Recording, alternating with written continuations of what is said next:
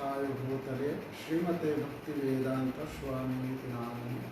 नमस्ते सारस्वती देवे गौरवाणी प्रचारिणे निर्विशेष शून्यवादी पश्चात्देशतारिणे वंशाकल्पतरुभ्यश्च कृपा सिन्धुभ्यो च पतितानं पावनेभ्यो वैष्णवेभ्यो नमो नमः। हे कृष्ण करुणा सिंधु दीनबंधु जगत्पते गोपेश गोपिका कांत राधा कांत नमस्ते। तप्त कांचन गौरांगी राधे वृंदावनेश्वरी वृषभानुसुते देवी प्रणमामि। जय श्री कृष्ण चैतन्य प्रभु नित्यानंद श्री अद्वैत गदाधर शिवासादि गौरभक्तवृंद। हरे कृष्णा कृष्णा कृष्णा हरे हरे, हरे राम राम राम हरे हरे कृष्ण। तो आज আমরা শ্রীমদ্ ভাগবতম সম্বন্ধে আলোচনা করব। যে শ্রীমদ্ ভাগবতম কিভাবে এই জগতে প্রকাশিত হয়েছে এবং কিভাবে আমরা আমাদের কাছে এসে পৌঁছেছেন শ্রীমদ্ ভাগবতম। এই শ্রীমদ্ ভাগবতমকে স্বয়ং ভগবান থেকে অভিন্ন বলে বর্ণনা করা হয়েছে। পদ্মপুরাণে তার মহিমা বর্ণনা করে বলা হচ্ছে, পাদৌ যদীয় প্রথম দ্বিতীয় তৃতীয় তুর্য কথিত যৎগুরু নাভিস্তথা পঞ্চময়েব ষষ্ঠ ভুজান্তরম দৌ যুগলম তথান্য কণ্ঠস্থু রাজন নবম যদীয় মুখারবিন্দম দশম প্রফুল্লম একাদশ যস্য ললাটপট্র শিরো অপি দুর্দ্বাদশ এব ভাত। বলা হচ্ছে এই শ্রীমদ্ ভাগবতম হচ্ছেন সাক্ষাৎ ভগবান। এই শ্রীমদ্ ভাগবতম যেরকম ভগবানের রূপ রয়েছে পুরো শরীর, তো সেই শরীরের সঙ্গে এই ভাগবতের কোনো পার্থক্য নেই। প্রথম স্কন্ধ এবং দ্বিতীয় স্কন্ধকে ভগবানের পাদপদ্মের সঙ্গে তুলনা করা হয়েছে এবং তৃতীয় চতুর্থ স্কন্ধ ভগবানের উরুর সঙ্গে তুলনা করা হয়েছে এবং পঞ্চম স্কন্ধ হচ্ছে ভগবানের নাভিদেশ, ষষ্ঠ স্কন্ধ হচ্ছে ভগবানের বক্ষস্থল, সপ্তম অষ্টম এই দুটি হচ্ছে ভগবানের দুই বাহুদ্বয়, আর নবম স্কন্ধ হচ্ছে ভগবানের কণ্ঠ, দশম স্কন্ধ হচ্ছে ভগবানের মুখারবিন্দ, একাদশ স্কন্ধ হচ্ছে ভগবানের ললাট কপাল এবং দ্বাদশ স্কন্ধ হচ্ছে ভগবানের মস্তক। এই হচ্ছে সম্পূর্ণ ভগবানের রূপ, পূর্ণ রূপ। এই ভাগবতম স্বয়ং যে ভগবান থেকে অভিন্ন সেই কথা পদ্ম পুরাণে বর্ণনা করা হচ্ছে এবং এই ভাগবতম জ্ঞান সৃষ্টির প্রারম্ভে পরমেশ্বর ভগবান প্রথম ব্রহ্মাকে এই জ্ঞান প্রদান করেন। ভগবান ব্রহ্মাকে 4টি শ্লোকে, যাকে চতুশ্লোকী ভাগবতম বলা হয়, 4টি শ্লোকে ব্রহ্মাকে জ্ঞান প্রদান করেন। ব্রহ্মা তার পুত্র বা তার শিষ্য নারদ মুনিকে এই জ্ঞান প্রদান করেন 10টি শ্লোকে এবং নারদ মুনি তার শিষ্য কৃষ্ণদ্বৈপায়ন বেদব্যাসকে তিনি 100টি শ্লোকে প্রদান করেন। পরবর্তীতে ব্যাসদেব তার পুত্র শুকদেব গোস্বামীকে এই জ্ঞান প্রদান করেন। তো এই শুকদেব গোস্বামীর যে এই ভাগবতম লাভ করেন, ভাগবতের জ্ঞান, তিনি এই জ্ঞান পরবর্তীতে পরীক্ষিত মহারাজের, পরীক্ষিত মহারাজ যখন গঙ্গার তীরে প্রয়াগ পরিবেশনে উপস্থিত সমস্ত মুনি ঋষি দ্বারা পরিবেষ্টিত ছিলেন, সেখানে শুকদেব গোস্বামী এই শ্রীমদ্ ভাগবতম কথা শ্রবণ করেন। এবং সেখানে পরীক্ষিত মহারাজ যখন শ্রবণ করছিলেন, সেখানে সুত গোস্বামীও অবস্থান করছিলেন, সেখানে ছিলেন। এবং সুত গোস্বামী এবং পরীক্ষিত মহারাজ দুজনকেই এই শ্রীমদ্ ভাগবতম শুকদেব গোস্বামী শ্রবণ করান। পরবর্তীতে সুত গোস্বামী এই ভাগবতের জ্ঞানকে শৌনকাদি ঋষিদেরকে শ্রবণ করান। এখন যে বর্তমানে আমরা ভাগবতম শ্রবণ করি, এটি হচ্ছে সুত গোস্বামী যে শৌনকাদি ঋষিদেরকে যে শ্রবণ করিয়েছিলেন, সেই ভাগবতমের মধ্যে রয়েছে। এই ভাগবতমের পরম্পরা রয়েছে, অনেক লাইন রয়েছে। মৈত্রেয় ঋষি বিদুরকে শুনিয়েছেন, আরো অন্যান্য বলা হচ্ছে যে এই ভাগবতমের জ্ঞান কোথায় কে কিভাবে পেয়েছিলেন।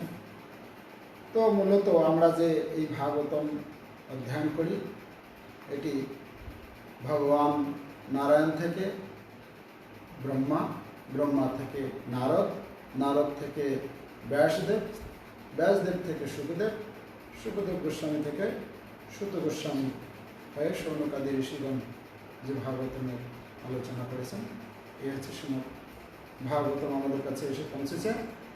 তা আমরা এই ভাগবতম যে ভাগবত সম্বন্ধে বলা হচ্ছে, চারিবেদ দধি ভাগবত নবনীত, মথিলেন শুক খাইলেন পরীক্ষিত। এই যে শ্রীমদ্ ভাগবতম, সেটি যে চারটি বেদকে কিসের সঙ্গে তুলনা করা হয়েছে? দধির সঙ্গে তুলনা করা হয়েছে। চারি বেদ দধি, চারটি বেদকে দধির সঙ্গে তুলনা করা হয়েছে। আর দইকে যখন মন্থন করা হয়, তার ফলে সেখান থেকে কি হয়? সেখান থেকে ননি পাওয়া যায়। চারি বেদ দধি ভাগবত নবনীত, দধি কি সেই চার বেদকে মন্থন করে এই শ্রীমদ্ ভাগবতম। ব্যাসদেব তিনি স্বয়ং চারটি বেদকে লিপিবদ্ধ করেছেন। আমরা ভাগবতের শুরুতে পাই ব্যাসদেব কিভাবে চারটি বেদ, বেদকে চার ভাগে ভাগ করেন এবং মহাভারত রচনা করেন, বিভিন্ন পুরাণ রচনা করেন। রচনা করার পর তিনি তার মনের দিক থেকে তিনি সম্পূর্ণরূপে তৃপ্তি অনুভব করতে পারেন না। তার ফলে তিনি তার গুরুদেব নারদ মুনির শরণাপন্ন হন। নারদ তার গুরুদেবকে স্মরণ করেন যে আমার এই অসন্তুষ্টির কারণ কি। তখন নারদ মুনি তার শিষ্য ব্যাসদেবের মনের অপ্রসন্নতা জানতে পেরে সেই সরস্বতী নদীর তীরে বদ্রীনাথ ধামে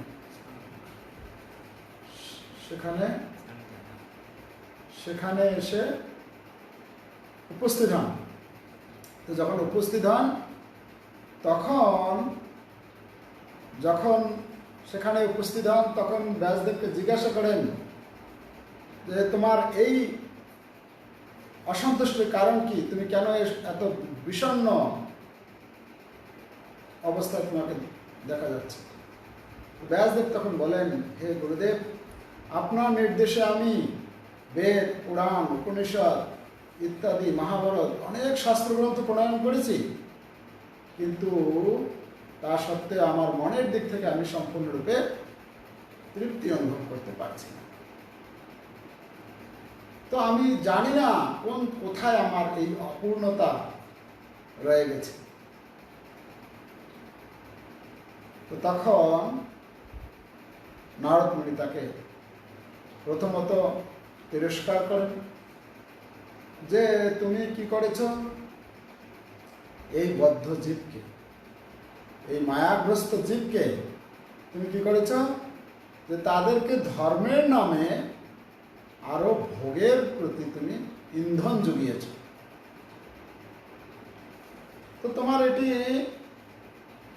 অসন্তোষের কারণ হচ্ছে এটি যে জীবকে তোমার যে শাস্ত্রগ্রন্থ লিপিবদ্ধ করার উদ্দেশ্য হচ্ছে এই জড়বদ্ধ জীবকে শুদ্ধ করে ভগবানের ধামে যাতে তারা ফিরে যেতে পারে, কিন্তু তুমি কি করেছো, তাদেরকে ধর্মের নামে আরো প্রবৃত্তি মার্গে তুমি তাদেরকে উৎসাহ জুগিয়েছ।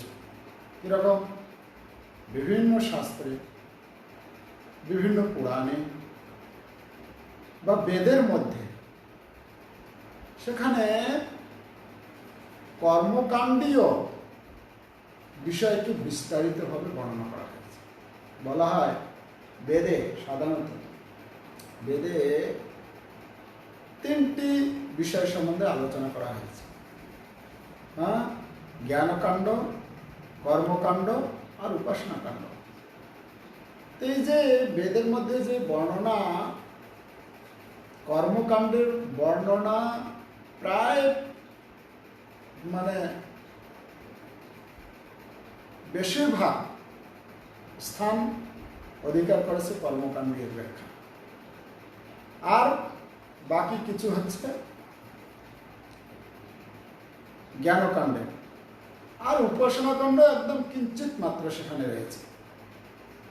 তো তাই যখন লোকে বেদ পড়বে তখন তারা নিবৃত্তি মার্গ, যে কি করে এই জড়জগতের প্রতি, জড়জগৎকে নশ্বর, অস্থায়ী, ক্ষণস্থায়ী এই যে সুখ, এই জগৎ যে অনিত্য, সেটা উপলব্ধি করতে তারা পারবে।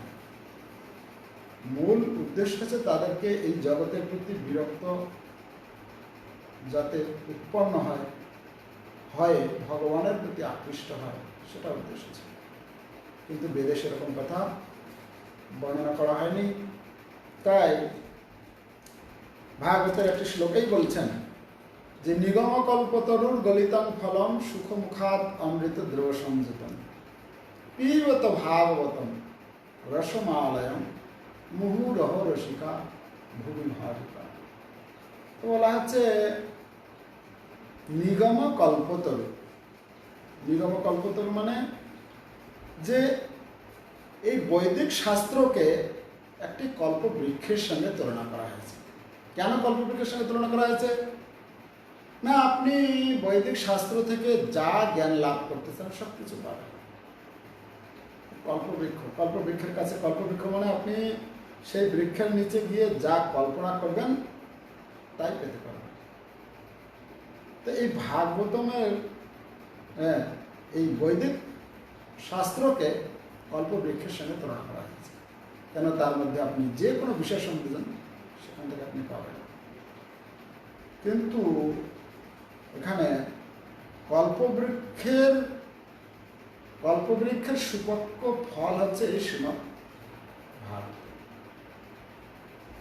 এখন কেউ বলতে পারে যে আপনি যখন বলছেন যে বেদের মধ্যে, তাহলে এই যে ভাগবতম যে এসেছে কল্পবৃক্ষের ফল মানে কি? ভাগবতমও সে বেদের মধ্যে আছে, তাহলে সেখান থেকেই তো পেয়ে যেতে পারি। হ্যাঁ, সেখানে পাবেন। কিরকম পাবেন? একটা উদাহরণের মাধ্যমে আমরা বলতে পারি, আলোচনা করতে পারি। ঠিক যেরকম ধরুন আমাদের বাড়িতে একটি আম গাছ রয়েছে। এই যে আমের গাছটি আমরা লাগাই কিসের জন্য? এই আম সিজন এখন আসছে, আম হবে, সেই ফল আমরা আস্বাদন করব, এটা হচ্ছে লক্ষ্য।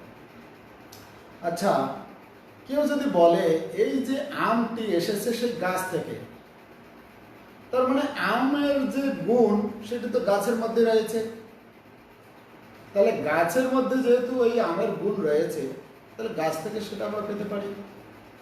তা আমি আম না খেয়ে আমের গাছ থেকে যেহেতু আমটা এসেছে, তো আমের ডাল চিবাবো, তাহলে কি আমরা আমের স্বাদ আস্বাদন করতে পারবো? আমরা আস্বাদন করতে পারবো না। সেটি কিরকম লাগবে? সেটি কটু লাগবে। হ্যাঁ, আর আমাদের কি হবে? ডাল যদি চিবাইতে কি হবে? ঠোঁট ছুলে যাবে, তাই না? তো ঠিক তেমনি আমরা যখন বেদ অধ্যয়ন করব, যদিও এই ভাগবতম বেদ থেকে এসেছে, বেদের বলা হচ্ছে কল্পবৃক্ষের সুপক্ষ ফল এটি। হ্যাঁ, যদিও বেদ থেকে এসেছে, কিন্তু বেদ থেকে বেদের নির্যাস রূপে তাকে বের করে নিয়েছে। আর এটি সুপক্ষ ফলের সাথে তুলনা করা হয়েছে। সুপক্ষ ফল কেন না? এই সুপক্ষ ফল এরকমভাবে মানে সমস্ত শাস্ত্রকে মন্থনপূর্বক এই ভাগবতমকে ব্যাসদেব আমাদেরকে দিয়েছেন তার গুরুদেবের নির্দেশে। এটি করেছেন তার গুরুদেবের নির্দেশ। ব্যাসদেব তার গুরুদেব নারদমুনির নির্দেশে এই ভাগবতমকে সমস্ত শাস্ত্রকে মন্থনপূর্বক এই ভাগবতমকে তিনি বের করে আমাদেরকে দিয়েছেন। আর এটি তৈরি করার পর কি করেছেন? তার পুত্র সুখদেবকে দিয়েছেন। আর সুখদেব গোস্বামীর হোট থেকে আমরা এটাকে পেয়েছি। ঠিক যেরকম একটি গাছে একটি ফল পেকে আছে, সেটাতে যদি কোনো পাখি, টিয়া পাখি, সুখ পাখি যদি তার রক্তিম চঞ্চু দিয়ে যদি সেটাতে খায়, তাহলে কি হয়? সেই ফলটি আরো অধিক সুস্বাদু হয়ে ওঠে। ঠিক তেমনি এই শ্রীমদ্ ভাগবতম সুখদেব গোস্বামী শ্রীমুখ থেকে নিঃসৃত হয়ে এসেছে, তাই এই ফলটি আরো অধিক উপাদেয়। তো তাই বলছেন যে মুহুরহ রসিকা। আর এটি কিরকম? ফলটি কিরকম? এটা হচ্ছে রসমালয়ন। রসমালয়ন মানে রসে ভরা। এটা মানে পান করার জন্য বলছেন, এটা খাওয়ার জন্য বলেনি। কেন? এটা পিবত ভাগবতম রসমালয়ন। এই ভাগবতমকে পান করার জন্য বলছেন, পান করতে হবে। কেন? এটা একদম এই ফলটি এরকম, এর কোনো ছিলকা নেই, এর কোনো আটি নেই, সরাসরি শুধু পান করতে হবে। তাই বলছেন পিবত ভাগবতম রসমালয়ন মুহু রহ রসিকা ভূবি ভাবুকা। হে রসিক জন, হে রসিক আর ভাবুক, দুইটা কথা বলেছেন, রসিক এবং ভাবুক। রসিক মানে যারা সম্পূর্ণরূপে ভগবত প্রীতির সম্পর্ক অবগত, তাদেরকে রসিক বলা হয়, রসিক। আর ভাবুকা মানে যারা চিন্তাশীল ব্যক্তি এবং বিচক্ষণ, তো তাদেরকে বলা হচ্ছে, হ্যাঁ, যারা এই ভাগবতম অধ্যয়ন করবে, যারা শ্রবণ করবে, তাদের মধ্যে এই গুণটি আসবে। তাই তার পূর্ববর্তী শ্লোকে বলছেন যে ধর্ম প্রজ্জিত কৈতবত্র পরম নির্মত শরণাম শতম বেদ্যম বাস্তবম অত্র বস্তু শিবদম তাপত্রয়ন্মূলম। শ্রীমদ্ ভাগবতে মহামণিকৃতে কিংবা পরৈরীশ্বরঃ সদ্য হৃদি অবরুদ্ধতে অত্র পৃথিবী শুশ্রূষুরিস্তচ্ছ। বলা হচ্ছে ধর্ম প্রজ্জিত কৈতব। এই ভাগবতম অন্যান্য গ্রন্থ আর এই গ্রন্থের মধ্যে পার্থক্য কি? বলা হচ্ছে কি না, ধর্ম প্রজ্জিত কৈতবত্র। কি করা হয়েছে? এই ভাগবতম থেকে কৈতব কৈতব ধর্মকে, হ্যাঁ, ধর্ম কত রকমের আছে, হ্যাঁ, ছল ধর্ম, কপট ধর্ম, কৈতব ধর্ম।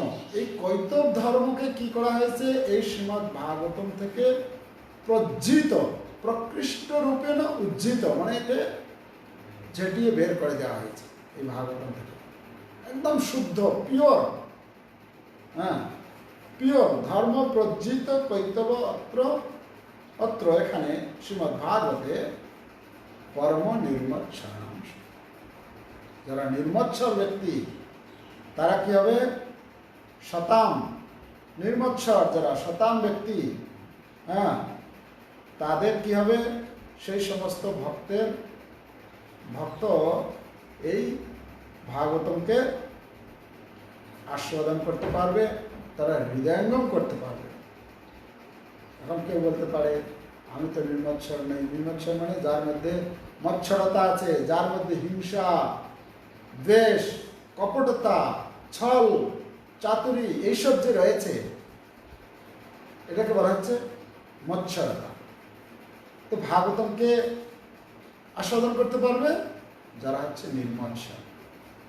এখন কেউ বলতে পারে আমি তো নির্মৎসর নই, তার মানে আমার জন্য ভাগবতম না। না, কেউ যদি নির্মৎসর না হয় কিন্তু এই ভাগবতম যদি কেউ শ্রবণ করে, অধ্যয়ন করে, অধ্যয়ন করার ফলে কি হবে, তার ধীরে ধীরে ধীরে ধীরে তার ভেতরে যে মলিনতা, কলুষতা, কপটতা, এই সব দূরীভূত হয়ে যাবে। হ্যাঁ, বলা হচ্ছে অনর্থ, এগুলি হচ্ছে কি অনর্থ। অনর্থ উপশমম সাক্ষাৎ ভক্তি যোগম অদক্ষজ। হ্যাঁ, এই অনর্থ যে আছে আমাদের, এই অনর্থগুলো কি হবে, যদি কেউ এই ভাগবতম ভক্তি যোগ মানে অধ্যয়ন শ্রবণ যদি করা হয়, তার ফলে কি হবে, শোক মোহ ভয়াবহ, শোক দূরীভূত হবে, মোহ দূরীভূত হবে এবং ভয় দূরীভূত। তিনটে জিনিস, শোক, মোহ এবং ভয়। শোক কি, পূর্বে আমরা যা কিছু করেছি সেইটার চিন্তা করার ফলে আমাদের শোকের উৎপত্তি। মোহ, আমার কাছে যা এখন আমি সামনে বর্তমানকালে, ওটা গেল অতীতকাল, এটা বর্তমানকালের বস্তুর প্রতি আমার যে অভিনিবেশ, হ্যাঁ, সেটা নিয়ে আমি আমার পরিবার, আমার গাড়ি, আমার বাড়ি, আমার সম্পত্তি, আমার ইত্যাদি ইত্যাদি, আমি এবং আমার, এর দ্বারা যে মোহিত হয় তারা, এটা হচ্ছে মোহ। আর কিছু বুঝি না, বাস এটাই। তবে শোক, মোহ, ভয়, ভবিষ্যতে আমার কি হবে, ইন ফিউচারে চিন্তা করা। তো অতীতের থেকে শোক, বর্তমান থেকে মোহ এবং ভবিষ্যতের চিন্তা করে ভয়। বলা হচ্ছে এই তিনটাই দূরীভূত হবে যদি কেউ ভাগবতম অধ্যয়ন করে, শ্রবণ করে। শুধু তাই না, এটা তো হবে, এটা বাহ্যিক। আর কি হবে, ভক্তির উৎপদ্যতে পুংসাম, তার কি হবে, অন্তর কি হবে, কলুষ মুক্ত হবে। তার ফলে সে ভগবানের প্রতি ভক্তি তার জাগৃত হবে। তাহলে এই ভাগবতম যদি কেউ পড়ে, তাহলে কি হবে, সে স্বাভাবিকভাবে নির্মৎসর হবে। হ্যাঁ, নির্মৎসরাণাম শতাম বেদম বাস্তব মাত্র বস্তু। বেদের যে বাস্তব বস্তু এই ভাগবতের মধ্যে বর্ণনা করা হয়েছে, সেটা কি করতে পারবে, বাস্তব বস্তু বেদম মানে জানতে পারবে। হ্যাঁ, জানতে পারবে। শিবদম তাপত্রয়ণ, কি হবে, বলা হচ্ছে আমরা যে 3 রকমের যে দুঃখ পাচ্ছি প্রতি মুহূর্তের জন্য, আমাদের দুঃখে ভরা এই সংসার, এই দুঃখের মধ্যে যে আমরা জর্জরিত অবস্থায় আছি, জন্ম মরণ জরা এ সংসারে আছে ভরা। এই যে জন্ম মৃত্যু জরা ব্যাধি দুঃখের মধ্যে ভগবান এই জগৎ সৃষ্টি করেছেন, এই জগতের নাম দিয়েছেন দুঃখালয়ম অশাশ্বতম। তো এই যে দুঃখ, 3 রকমের দুঃখ, আদি দৈবিক দুঃখ, আদি ভৌতিক দুঃখ আর আদি আধ্যাত্মিক দুঃখ।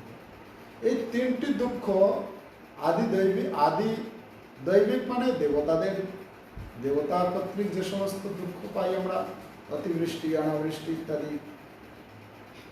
আদি ভৌতিক, কোনো ভূত মানে কোনো জীবের থেকে যে দুঃখ পাই, কেউ কিছু গালি দিল, এটা কোনো জীব এসে কামড়ে দিল, এই যে বিভিন্ন জীব থেকে যে দুঃখ পাই, এটা হচ্ছে আদি ভৌতিক। আর আদি আত্মিক বা আধ্যাত্মিক, আদি আধ্যাত্মিক মানে নিজের মন থেকে সব কিছু। অনেক সময় আমাদের দেখা যায় আমরা সব কিছু ঠিকঠাক আছে, কিন্তু তাও যেন মনের মধ্যে অশান্তি অনুভব করি আমরা। তাহলে এটাকে বলা হচ্ছে আদি আধ্যাত্মিক। তো তাপত্রয় উন্মূলনম, এই 3 রকমের তাপ কি হবে? উন্মূলনম, একদম মূল সহ উৎপাটিত হবে যদি কেউ এই ভাগবত শ্রবণ করে, অধ্যয়ন করে। আর কি বলা হচ্ছে? শ্রীমদ্ ভাগবতে মহামণি কৃতে, মহামণি কৃতে, মহামণি মানে হচ্ছেন মহামণি, এখানে ব্যাসদেবকে বলা হচ্ছে মহামণি মানে ব্যাসদেব, এই বলা হচ্ছে ভগবানের সত্তাবেশ অবতার ব্যাসদেব, ভগবানেরই অবতার। মহামণি কৃতে তিনি এই শ্রীমদ্ ভাগবতমকে প্রণয়ন করেছেন। কিংবা পরে ঈশ্বর, এর থেকে আর শ্রেষ্ঠ বস্তু কি হতে পারে? যদি কারো কাছে এই শ্রীমদ্ ভাগবতম থাকে, যদি ভাগবতম অধ্যয়ন করেন, তিনি ভাগবতম শ্রবণ করেন, তাকে আর অন্য কোনো শাস্ত্রগ্রন্থের আর কি প্রয়োজন? কিংবা পরে ঈশ্বর সদ্য হৃদয় অবরুদ্ধতে, কেউ যদি ভাগবতম শ্রবণ করার বাসনা করেন, যিনি শ্রবণ করবেন তার তো নিশ্চিত, যদি কেউ বাসনা করে তখন থেকে কি হয়ে যায়? ভগবান তার হৃদয়ে কি ভগবান অবস্থান করেন না, ভগবান অবরুদ্ধ হয়ে যান। ভগবান সেখানে অবরুদ্ধ হয়ে যান তার হৃদয়ের মধ্যে। অত্র কীর্তিভি শুশ্রূষুভি তৎসনা, শুশ্রূষু যারা শ্রবণ করার আগ্রহী, কীর্তিভি সেই সমস্ত সুকৃতিবান সম্পন্ন ব্যক্তির হৃদয়ে কখন হবে অবরুদ্ধ? অনেক পরে না কবে? না বলা হচ্ছে না, তৎক্ষণাৎ, যখন থেকে এই ভাগবতম সে অধ্যয়ন করবে, শ্রবণ করবে, তখন থেকে ভগবান তার হৃদয়ে অবরুদ্ধ হয়ে যাবে। তাই এই শ্রীমদ্ ভাগবতম আমাদের প্রত্যেকের অধ্যয়ন করা উচিত। এবং আমাদের যে আচার্যগণ, ব্যাসদেব এই গ্রন্থকে তিনি লিপিবদ্ধ করেছেন 18,000 সংস্কৃত শ্লোকে। তো তিনি যে লিপিবদ্ধ করেছেন সেই গ্রন্থ আমাদের যে আচার্যগণ, শিলার সনাতন গোস্বামী, জীব গোস্বামী, বিশ্বনাথ চক্রবর্তী ঠাকুর, অন্যান্য মধ্বাচার্য, অনেক আচার্যগণ তারা কি করেছেন? এই গ্রন্থটিকে তার উপরে তাদের নিজের অভিজ্ঞতা, তাদের যে উপলব্ধি তারা অধ্যয়ন করে তাদের কমেন্টারি লিখেছেন এর উপরে। তো তাই তাদের কৃপায় আমরা এই জিনিসটাকে আরো সুন্দরভাবে বুঝতে পেরেছি, মানে আমাদের কাছে আমরা পেয়েছি। বিশেষ করে এই ইস্কনের যে প্রতিষ্ঠাতা আচার্য শিলা প্রভুপাদ, তিনি কি করেছেন?